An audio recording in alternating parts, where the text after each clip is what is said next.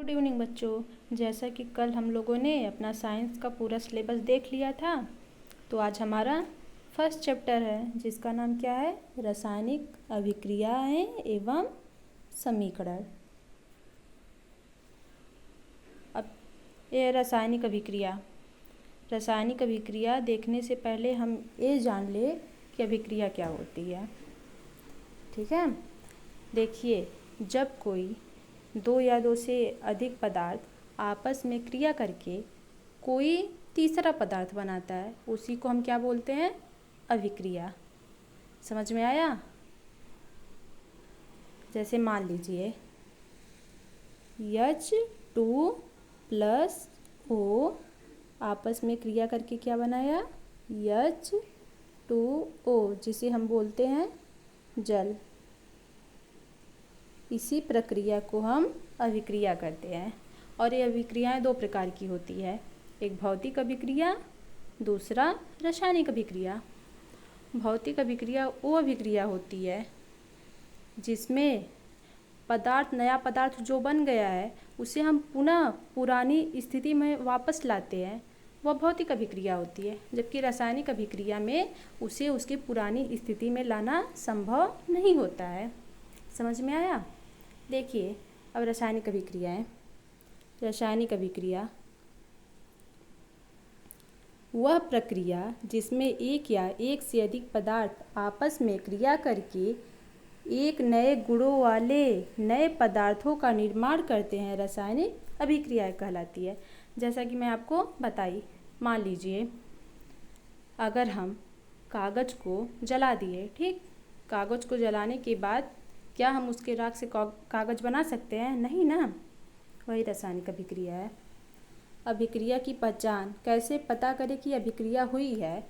अगर आपको ये पता करना है कि अभिक्रिया कैसे हुई है, तो पहला उसकी अवस्था में परिवर्तन होगा, उसके रंग में परिवर्तन दिखाई देगा, उसका तापमान बदल जाएगा, तापमान में परिवर्तन होगा, गैस का उत्सर्जन होगा, उससे गैस निकलेगी।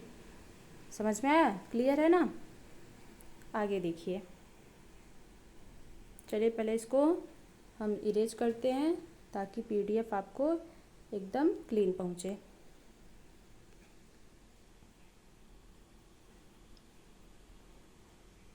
रासायनिक समीकरण किसी रासायनिक अभिक्रिया को प्रतीकों और सूत्रों के द्वारा प्रदर्शित करना या दर्शाना रासायनिक समीकरण कहलाता है। देखिए, जैसे यहाँ पे सिंबल से इसको दर्शाया ना, प्लस का सिंबल है और सूत्र है, जैसे H2, ये भी तो एक सूत्र है, हम लिखे हैं ना। प्रतीक, चिन्ह और सूत्रों से दिखाना ही क्या कहलाता है? रासायनिक अभिक्रिया। आगे है संतुलित रासायनिक समीकरण। वह समीकरण जिसमें अभिकारक और उत्पाद के प्रत्येक तत्व के परमाणुओं की संख्या बराबर होती है। जैसे यहाँ पे देखिए, हाइड्रोजन में 2 परमाणु है ना, तो यहाँ पे भी हाइड्रोजन में 2 परमाणु है। यहाँ पे ऑक्सीजन में 1 परमाणु, तो यहाँ पे भी 1 परमाणु है। समीकरण कैसा है? संतुलित समीकरण है, क्योंकि इधर भी 2 हाइड्रोजन, इधर भी 2 हाइड्रोजन, इधर 1 ऑक्सीजन, इधर भी 1 ऑक्सीजन। ओवरऑल हमारा समीकरण जो है संतुलित है। संतुलन का महत्व। अब मान लीजिए कोई हम अभिक्रिया लिख रहे हैं, कोई रिएक्शन ऐसा लिख रहे हैं जो संतुलित नहीं है, तो मतलब हमें संतुलित करना क्यों आवश्यक है? इसका महत्व क्या है? देखिए, द्रव्यमान संरक्षण का नियम कहता है कि द्रव्यमान का ना तो निर्माण होता है और ना ही विनाश, इसलिए समीकरण को संतुलित करना आवश्यक है। मतलब ये है कि ना तो हम द्रव्यमान को उत्पन्न कर सकते हैं और ना ही नष्ट कर सकते हैं, तब हमें इसे किसी न किसी तरह संतुलित करना होगा। मान लीजिए यहाँ पे लिखे हैं ना, यहाँ लिख दीजिए हाइड्रोजन 2 है और ऑक्सीजन 1, यहाँ पे HO संतुलित है? नहीं है ना, तो ये गलत हो जाएगा, क्योंकि यहाँ पे 2 हाइड्रोजन है, यहाँ पे 1 ही हाइड्रोजन है, 1 हाइड्रोजन कहाँ गया? तो द्रव्यमान संरक्षण के नियम के अनुसार ये रॉन्ग है। चलिए आगे।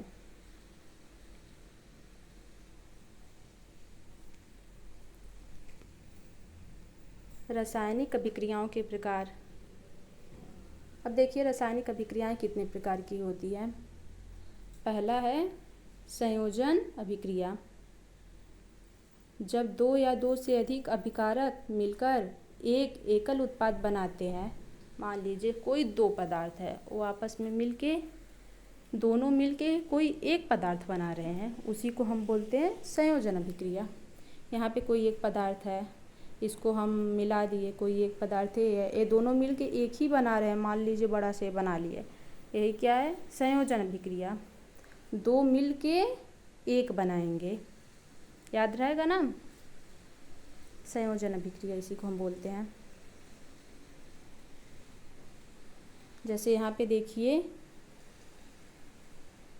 यहाँ पे बिना बूझा चूना और जल आपस में मिलके बुझा हुआ चूना बनाते हैं, इसी को हम बोलते हैं संयोजन अभिक्रिया। अब हमारा दूसरा है वियोजन अभिक्रिया। जब एक एकल अभिकारक टूटकर दो या अधिक छोटे उत्पाद बनाता है, इसके मुख्य प्रकार होते हैं। जब देखिए अब तक क्या हो रहा था, दो पदार्थ था और वो एक बना रहा था, अब एक पदार्थ है यह टूट के दो हो जाएगा। समझ में आया? पहले दो पदार्थ था, वो जब एक हो जा रहा था उसको हम संयोजन अभिक्रिया बोलते थे। अब एक पदार्थ है वो टूट कर दो हो जाएगा, इसको हम बोलते हैं वियोजन अभिक्रिया। और ये वियोजन अभिक्रिया इसके मुख्य प्रकार हैं। देखिए पहला है ऊष्मीय वियोजन, ऊष्मा के द्वारा टूटता है। अगर कोई भी ऐसा पदार्थ जो हीट के, मतलब मान लीजिए उसको हम गर्म कर दिए और वो पदार्थ दो या दो से अधिक पदार्थों में टूट गया, उसी को हम बोलते हैं वियोजन अभिक्रिया, वो भी ऊष्मीय वियोजन। और दूसरा है विद्युत वियोजन, विद्युत धारा द्वारा। मान लीजिए कोई पदार्थ है, उसके जलीय विलयन में या पदार्थ में हम विद्युत धारा प्रवाहित करते हैं और वह दो या दो से अधिक पदार्थों में टूट जाता है, उसी को हम बोलते हैं विद्युत वियोजन। समझ में आया? तीसरा है प्रकाश रासायनिक वियोजन। सूर्य के प्रकाश द्वारा, अगर सूर्य का प्रकाश है उसकी उपस्थिति में कोई पदार्थ दो या दो से अधिक पदार्थों में टूट जा रहा है, तो प्रकाश रासायनिक वियोजन होगा। ठीक है। अब हमारा आगे है विस्थापन वियोजन। अधिक अभिक्रियाशील तत्व कम अभिक्रियाशील तत्व को उसके लवण के विलयन से हटा देते हैं। इसको ऐसे समझिए, अगर कोई आपके क्लास में जैसे एकदम ताकतवर हट्टा कट्टा कोई लड़का हो और वो किसी लड़के को, कोई लड़का अपने सीट पे बैठा है और वो थोड़ा सा मतलब ऐसे वो हट्टा कट्टा इंसान जाए उसको सीट से हटा दे, कहे तुम जाओ उधर, उसको विस्थापित कर दिया ना, उसको उसकी सीट से हटा के खुद बैठ गया, वही है विस्थापन अभिक्रिया। देखिए जैसे पे यहाँ पे Fe है, ये अधिक क्रियाशील है, ACU कॉपर को हटा के FeSO4 बना ले रहा है, कॉपर को कहाँ कर दे रहा है, बाहर कर दे रहा है, यही है विस्थापन अभिक्रिया। आगे है द्विविस्थापन अभिक्रिया। अभिकारकों के बीच आयनों का आदान प्रदान होता है। मान लीजिए आप ही हैं स्कूल में, आप चॉकलेट लिए हैं और आपका कोई फ्रेंड है वो बिस्किट लिया है। अब आपके पास बस चॉकलेट है, उसके पास बस बिस्किट है। आप उससे कहेंगे तुम मुझे थोड़ा अपना बिस्किट दे दो, मैं तुम्हें थोड़ा सा अपना चॉकलेट दे दूँगा, तो वही द्विविस्थापन अभिक्रिया है। यहाँ पे N2 जो है वो Ba को अपना आयन देता है और यहाँ पे Ba N2 को अपना आयन देता है। यहाँ पे BaSO4 बना ले रहा है और ये NaCl बना ले रहा है, इसी को हम बोलते हैं द्विविस्थापन अभिक्रिया। आगे है उपचयन एवं अपचयन। उपचयन मतलब होता है ऑक्सीजन का जुड़ना या हाइड्रोजन का निकलना, उपचयन वो है जिसमें ऑक्सीजन या तो जुड़ेगा या तो हाइड्रोजन निकलेगा। मान लीजिए यहाँ पे कोई पदार्थ है, उसके साथ ऑक्सीजन जुड़ रहा है और हाइड्रोजन निकल रहा है, इसी को हम क्या बोलते हैं? उपचयन। समझ में आया? और अपचयन क्या है? हाइड्रोजन का जुड़ना या ऑक्सीजन का निकलना। उपचयन का विपरीत अपचयन है। उपचयन में क्या होता है? ऑक्सीजन जुड़ता है और हाइड्रोजन निकलता है। इसमें हाइड्रोजन जुड़ेगा या तो ऑक्सीजन निकलेगा। और तीसरा आता है रेडॉक्स अभिक्रिया। जिस अभिक्रिया में उपचयन और अपचयन दोनों साथ साथ होते हैं, ये ऐसी अभिक्रिया है जिसमें उपचयन भी होगा अपचयन भी होगा, दोनों साथ साथ चलती हैं, इसको हम बोलते हैं रेडॉक्स अभिक्रिया। मोस्ट इम्पॉर्टेंट है एग्ज़ाम के पॉइंट से। चलिए आगे देखते हैं। दैनिक जीवन में उपचयन का प्रभाव। अब हम अपने डेली लाइफ में उपचयन का प्रभाव कहाँ कहाँ देखते हैं, कहाँ कहाँ उपचयन होता है। देखिए जैसे संक्षारण में जब कोई धातु नमी, आर्द्रता या अम्ल के संपर्क में आती है तो वह धीरे धीरे नष्ट होने लगती है। जैसे लोहा रख दीजिए, वो नमी के संपर्क में आ रही है ना, वायुमंडल में नमी पहले से मौजूद होता है, वह नमी के संपर्क में आ रही है तो उस पे क्या हो रहा है? जंग लगने लग जा रहा है, उसका क्या हो रहा है? संक्षारण हो रहा है। उदाहरण जैसे लोहे पर जंग लगना, चांदी पर काली परत, तांबे पर हरी परत संक्षारण के उदाहरण हैं। अब संक्षारण से बचाने के लिए हम क्या कर सकते हैं? पहले तो उसको पेंट कर दो, बचाव होगा पेंट करना, ग्रीस लगाना, यस दलेपन करना। समझ में आया? अब आगे है विकृत गंधिता।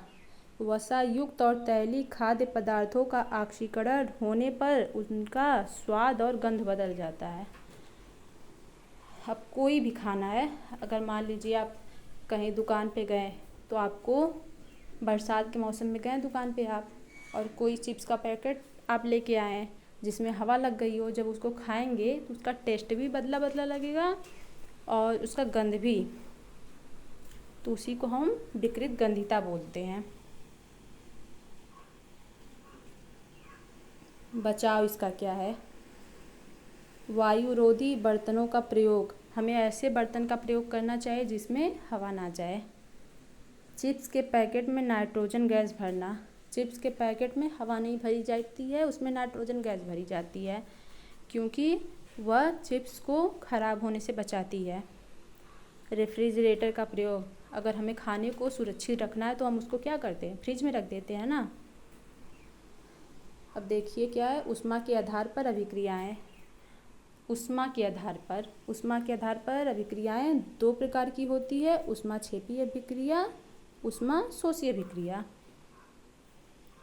उत्पाद के साथ साथ ऊष्मा भी निकलती है। मान लीजिए कोई अभिक्रिया है, कोई दो पदार्थ आपस में अभिक्रिया करके तीसरा पदार्थ बनाया, मतलब उत्पाद बनाया। दो पदार्थ जब आपस में अभिक्रिया करते हैं, जो अभिक्रिया करते हैं उनको हम अभिकारक बोलते हैं, लेकिन जो नया पदार्थ बनता है उसे हम उत्पाद बोलते हैं। अब वो उत्पाद बना, उसके साथ अगर ऊष्मा भी निकली तो उसे हम ऊष्माक्षेपी अभिक्रिया बोलते हैं। ऊष्माशोषी अभिक्रिया वो अभिक्रिया होती है जिसमें ऊष्मा का अवशोषण होता है। ठीक है, ऊष्मा का अवशोषण जिसमें होगा उसे हम ऊष्माशोषी अभिक्रियाएं बोलते हैं। समझ में आया? इसी के साथ आपका चैप्टर ख़त्म हो गया। कल हम इस पे प्रैक्टिस क्वेश्चन करेंगे MCQ का, और आप कमेंट में बताइएगा आपको वीडियो कैसे लगा। अगर आपको वीडियो अच्छा लगा होगा तो आप लाइक कर दीजिएगा, कमेंट कर दीजिएगा और सब्सक्राइब कर दीजिएगा, जिससे आने वाली वीडियो आपको मिलती रहे। और कोई सुझाव जो आपको लगे यहाँ पर नहीं ठीक है, या कोई कुछ भी सुझाव मेरे लिए हो तो आप कमेंट में ज़रूर बताइएगा। और अगर आपको मैथ की भी क्लासेस चाहिए तो भी कमेंट करके बताइएगा, और ज़रूर बताइएगा आपको कैसी क्लास लगी। आपका कमेंट मुझे और मोटिवेट करेगा। Thank you so much.